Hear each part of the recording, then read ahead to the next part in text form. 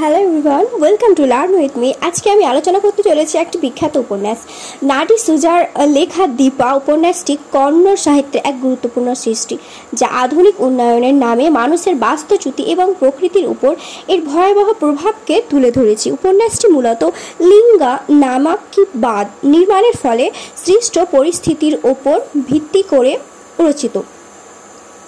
এটি মানুষের জীবন, প্রকৃতি ও সম্পর্কের এক গভীর বিশ্লেষণ।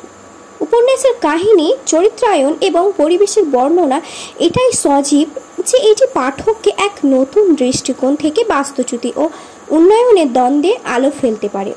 উপন্যাসের মূল কাহিনী সংক্ষেপ। কাহিনীটি আবর্তিত হয়েছে সারাবর্তী নদীর তীরে অবস্থিত হোসামান্নেহল্লি নামক এক গ্রামের চারপাশে, যা বাঁধ নির্মাণের ফলে সৃষ্ট জলধারে ধীরে ধীরে ডুবে যাওয়ার মুখে। এই গ্রামের বাসিন্দা গণাপায়া এবং তার পরিবারকে কেন্দ্র করেই মূল গল্পটি এগিয়ে চলে। চরিত্র পরিচিতি। গণাপায়া উপন্যাসের প্রধান চরিত্র, যে তার পৈতৃক ভিটেমাটি এবং জমিকে পাগলের মতো ভালোবাসে। বাঁধের কারণে সবকিছু হারাতে হলেও সে তার জন্মভূমি ছেড়ে যেতে রাজি নয়। নাগামণি, গণপায়ার স্ত্রী।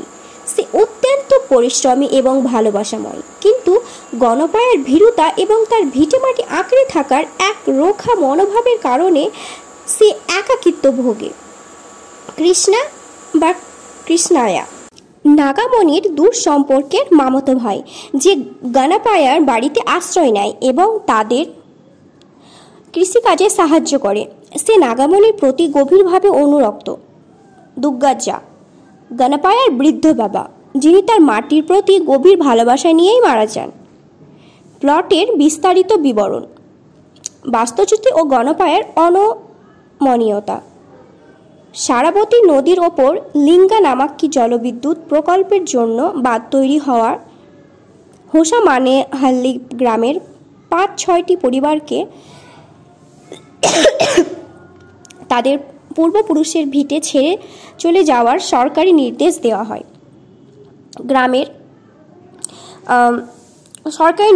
হয়। ক্ষতিপূরণ ঘোষণা করা হলেও সেই ক্ষতিপূরণের পরিমাণ ছিল অপ্রতুল এবং দুর্নীতিগ্রস্ত সরকার অধিকারীদের কারণে তা পেতেও অনেক দুর্ভোগ পোহাতে হয়। গণপায়ার মতো সাধারণ মানুষের ক্ষতিপূরণের আবেদন হারিয়ে যায়। সবাই গ্রাম ছেড়ে চলে গেলেও গণপায়া তার সামান্য জমি এবং বাড়িটি আঁকড়ে ধরে থাকার সিদ্ধান্ত নেয়। তার কাছে এই জমি শুধু সম্পদ নয়, বরং তার সংস্কৃতি, পরিচয় এবং বংশের স্মৃতির প্রতীক। সে বিশ্বাস করে তার বসত বাড়ি যে ঢিলার ওপর অবস্থিত তা কিছুতেই ডুববে না। বর্ষার শুরুতে যখন বাঁধের জল বাড়তে শুরু করে, তখন গ্রামের বাকি অংশ ডুবে গিয়ে গণপায়ার টিলাটি এক বিচ্ছিন্ন দ্বীপে পরিণত হয়। গণপায়া, তার স্ত্রী নাগামণি এবং তাদের পুরনো পরিচিতি কৃষ্ণা বা কৃষ্ণায়া সেই দ্বীপে আটকে পড়ে। কৃষ্ণাকে নাগামণির অনুরোধে গণপায়া তাদের সঙ্গে থাকার অনুমতি দেয়, কারণ গণপায়া ছিল মানসিকভাবে দুর্বল এবং শারীরিক পরিশ্রমের প্রতি অনিচ্ছুক। উপন্যাসের অধ্যায়গুলির নামকরণ করা হয়েছে বৃষ্টির নক্ষত্রদের নামানুসারে: কৃত্তিকা, রোহিণী, মৃগশিরা, আদ্রা, পুনর্বসু, পূষা, যা বর্ষার তীব্রতা এবং পরিবেশের পরিবর্তনের সঙ্গে মানুষের জীবনের সম্পর্ককে তুলে ধরে। সম্পর্কে জটিলতা ও মানসিক টানাপোড়েন। দ্বীপে আটকা পড়ার পর তাদের জীবনে শুরু হয় কঠিন পরীক্ষা। এদিকে প্রকৃতির ভয়াল রূপ, বন্য পশুর আনাগোনা এবং অন্যদিকে গণপায়া ও নাগামণির সম্পর্কে গণপায়া ধীরে ধীরে মানসিক ভারসাম্য হারাতে থাকে।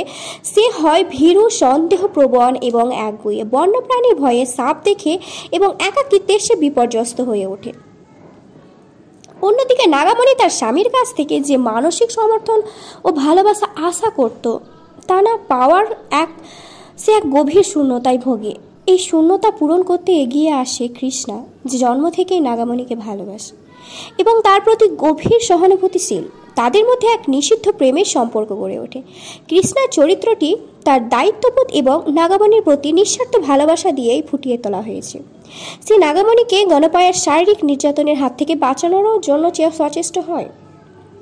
মর্মান্তিক পরিণতি। কাহিনীর শেষ অঙ্কে শেষ অংশে জলস্তর আরও বাড়তে থাকে এবং পরিস্থিতি ভয়াবহ হয়ে ওঠে। এক রাতে যখন একটি বাঘ তাদের বাড়ির কাছাকাছি আসে তখন গণপায়ার ভয় চরমে পৌঁছায়। এই চরম সংকটের মুহূর্তে কৃষ্ণা নাগামণিকে রক্ষা করার জন্য নিজের জীবন উৎসর্গ করে। এই আত্মত্যাগ কৃষ্ণার নিঃস্বার্থ ভালোবাসাকে প্রমাণ করে। কৃষ্ণার মৃত্যুর পর গণপায়া তার মানসিক বিকারের চূড়ান্ত পর্যায়ে পৌঁছে যায় এবং দ্বীপে আটকে থাকা অসম্ভব হয়ে ওঠে। শেষ পর্যন্ত নাগামণি তার স্বামীকে নিয়ে কোনো মতে সেই দ্বীপ থেকে বেরিয়ে আসে। গণপায়া তার ভালোবাসার জমি ও বাড়ি হারায় এবং তার মানসিক স্থিতিশীলতাও ভেঙে পড়ে। উপন্যাসটি উন্নয়নের নামে এক সাধারণ পারিবারিক, শারীরিক, মানসিক ও আত্মিক ক্ষতির এক মর্মান্তিক চিত্র এঁকে শেষ হয়। মূল বিষয় এবং সমালোচনামূলক বিশ্লেষণ, থিমস অ্যান্ড ক্রিটিক্যাল অ্যানালাইসিস। দ্বীপ উপন্যাসটি একটি সাধারণ প্লটের আড়ালে বহু স্তরীয় জটিল বিষয়কে তুলে ধরে। এটি মূলত একটি পরিবেশ সমালোচনামূলক, ইকো-ক্রিটিক্যাল ও সামাজিক রাজনৈতিক উপন্যাস। এটি উপন্যাসের প্রধান উন্নয়ন বনাম বাস্তুচ্যুতি। এটি উপন্যাসের প্রধান ও সবচেয়ে শক্তিশালী থিম উন্নয়নের অন্ধকার দিক। বাঁধ নির্মাণকে আধুনিকতা বা উন্নয়ন হিসাবে দেখানো হলেও লেখক তার ফলস্বরূপ সাধারণ মানুষের জীবনে আধুনিকতা বা উন্নয়ন হিসাবে মানুষের জীবনে আসা দুর্দশা, ক্ষতি এবং বঞ্চনাকে তুলে ধরেছেন। বড় বড় প্রকল্প কিভাবে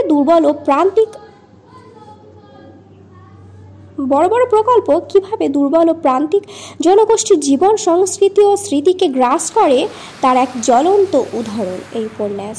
সরকারি উদাসীনতা ও দুর্নীতি। ক্ষতিপূরণ দেওয়ার ক্ষেত্রে সরকারি কর্মকর্তাদের স্বার্থপরতা ও দুর্নীতি গণপায়ার মতো সাধারণ মানুষকে চূড়ান্ত ভোগান্তির দিকে ঠেলে দেয়। যারা প্রভাবশালী তারা ঘুষ দিয়ে দূরে ভালো জমি পায়, আর যারা সৎ ও দুর্বল তারা সব হারায়। ভূমি ও পরিচয়ের সম্পর্ক। উপন্যাসটি মাটির সঙ্গে মানুষের আত্মিক বন্ধনকে নিবিড়ভাবে দেখিয়েছে। ভূমির প্রতি ভালোবাসা। গণপায়া এবং দুগ্গাজার কাছে জমি কেবল চাষের ক্ষেত্র নয়, এটি তাদের অস্তিত্ব, সম্মান ও পরিচয়ের উৎস। ক্ষতিপূরণ দিয়ে এই ভালোবাসা কোনো মূল্য দেওয়া যায় না। গণপায়ার মাটি আঁকড়ে থাকার একগুঁয়েমি তার মানসিক দুর্বলতা নয়, বরং তার হারানোর পরিচয়কে ধরে রাখার শেষ প্রচেষ্টা। প্রকৃতির প্রতিশোধ।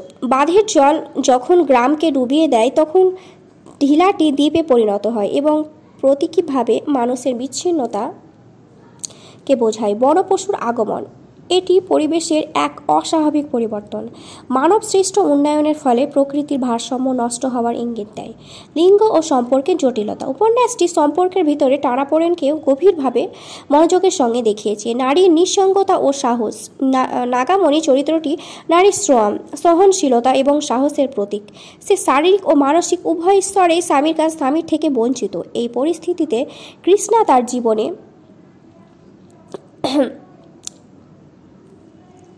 এক আবেগের আশ্রয় নিয়ে আসে। তার এই সম্পর্কে কেবল বিবাহ বহির্ভূত সম্পর্ক হিসাবে না দেখে বরং প্রতিকূল পরিস্থিতিতে এক মানসিক বাঁচার তাগিদ হিসাবে দেখতে হবে। তাহলে আজকে এখান থেকে থাকলো, আর এই উপন্যাসটি আমি বিস্তারিতভাবে আলোচনা করে দিলাম। ঠিক আছে, তাহলে আসছি পরের ভিডিওতে, এবং যদি কোনো অসুবিধা হয়ে থাকে তাহলে কমেন্ট সেকশনে আমাকে অবশ্যই জানিও। Like, share and subscribe my channel. ধন্যবাদ।